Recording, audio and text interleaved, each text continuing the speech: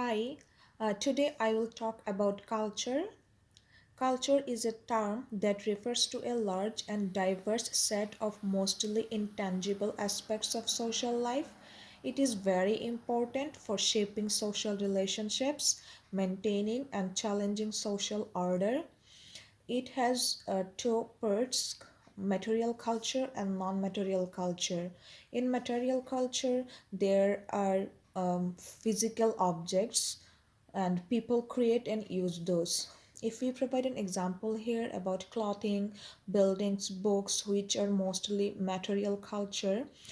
If I want to provide example about my country Bangladesh, the cultural clothing is for women is sari. On the other hand, I saw in Canada people are not wearing sari, so they have different cultural clothing. And the buildings also is it's varies too much. Here people are making their buildings through wood or different materials, but in our culture we use brick to make a building.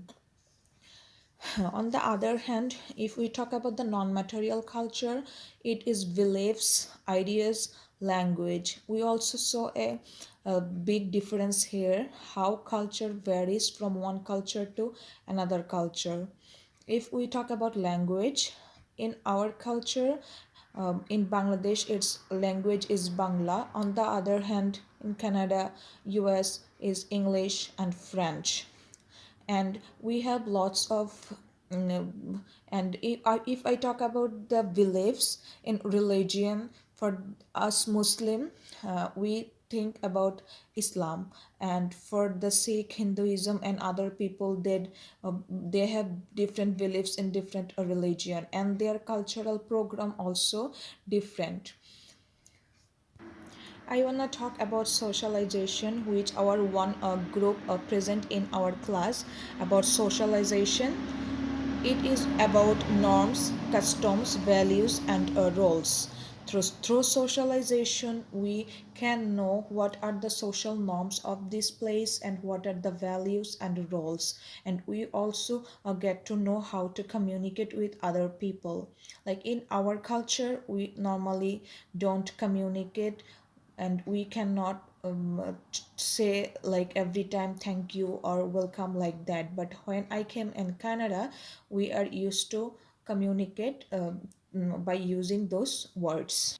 So for socialization, the children also grow up from their childhood by their society. So if I talk about like about a 5-year old children, if I give to a gun to play to a boy and um, a doll to a girl, so they will set up their mind by growing their life, think like only men can use gun, and only and girls always will play through doll. So it's from their socialization.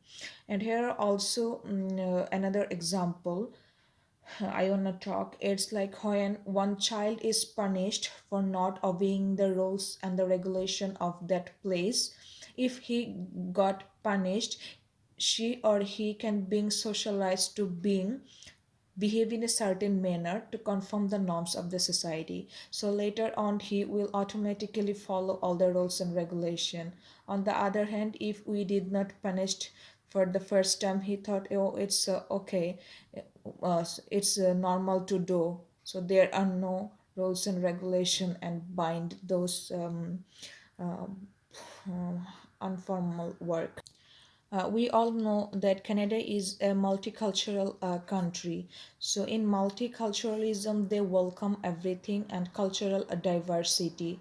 And in multiculturalism culture, they are um, they are welcoming every culture, and every culture can express their own way. But in Bangladesh, it's not like that much welcoming like Canada. We don't have different cultural people, we only have one culture, and it's like only our cultural people. We don't have any foreigners that much like Canada. But in Canada we have like lots of people coming from different cultures, and people are living happily here with their beliefs, norms and social values. Like as a Bangladeshi Muslim, I can celebrate my programs and occasions freely, and I can talk with my cultural people by using my language. So all these things are happening in multiculturalism. If we think culture on the basis of theoretical perspectives like functionalism, conflict theory, and symbolic interactionism, so functionalist culture view which all parts works together to create society as a whole. In this way, societies need culture to exist. So I can say like education is an important concept all over the world, but in the United States, because it is valued, the culture of education is different than another developing or non-developed country, including material cultures such as classrooms, textbooks, libraries, dormitories. All supports are emphasis placed on the value of educating a society's member. If we think the conflict theorist, culture is seen as reinforcing issues of privilege for certain groups based on upon race, sex, class, and so on. So inequalities exist within cultural value system. Like everywhere we can see there is inequalities. In some place there is more, in some place there is less. We can also talk like the gay and lesbian couples. They are denied the right to marry in some states. Like in Bangladesh, we don't have this role. Like uh, mm, they can openly mix with each other. But in North American culture, they are really open and they can marry or anything else. But in our culture, we cannot think about that, and it's like a crime. And on the symbolic interactionism,